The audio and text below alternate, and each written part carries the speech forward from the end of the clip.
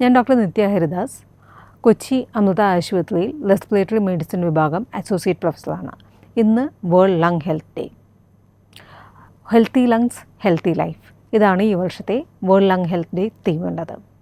അപ്പോൾ ശ്വാസകോശത്തിൻ്റെ ആരോഗ്യം നമ്മളുടെ ജീവിതത്തിൽ എത്രത്തോളം പ്രധാനപ്പെട്ടതാണ് എന്ന് ഊന്നി പറയുകയാണ് നമ്മളിതിവിടെ.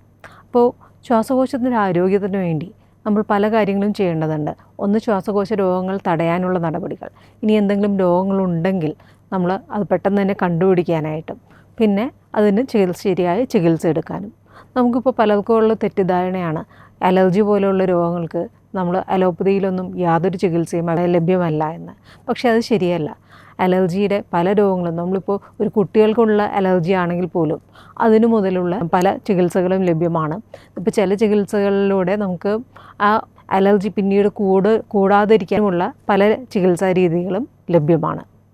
അതുപോലെ നമ്മളുടെ വലിയ ആൾക്കാരിലായാലും പല അസുഖങ്ങളും നമ്മളുണ്ടാകുന്നത് നമ്മളുടെ ജീവിതശൈലിയുടെ കൂടെ തന്നെയാണ്. അതിൽ തന്നെ പുകവലി ഒരു പ്രധാന പ്രശ്നം തന്നെയാണ്. പുകവലി വ്യക്തിക്ക് മാത്രമല്ല, ചുറ്റുമുള്ള കുടുംബത്തിനും സമൂഹത്തിനും ഒക്കെ ഒരു വലിയ ആപത്താണ്. അതുപോലെയാണ് നമ്മളുടെ ചുറ്റുമുള്ള അന്തരീക്ഷ മലിനീകരണം. അത് ചുറ്റുപാടും പുറമേയുള്ള നമ്മളുടെ വാഹനങ്ങളിൽ നിന്നും ഫാക്ടറികളിൽ നിന്നുള്ള പൊല്യൂഷൻ കൂടാതെ നമ്മളുടെ വീടുകളിൽ ഉപയോഗിക്കുന്ന അടുപ്പുകളിലൂടെയും ഈ പൊല്യൂഷൻ വരുന്നുണ്ട്.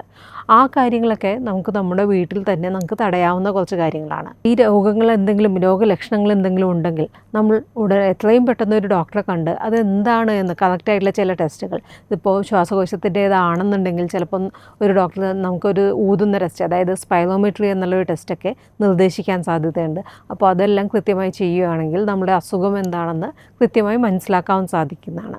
അതേപോലെ ചില അസുഖങ്ങളുള്ള വിഭാഗങ്ങളിലുള്ള ആൾക്കാർക്ക് നമ്മൾ കുട്ടികളിലൊക്കെ കുത്തിവയ്പ്പ് എടുക്കുന്നത് പോലെ വലിയവരിലും പ്രതിരോധ കുത്തിവയ്പ്പുകൾ ലഭ്യമാണ്.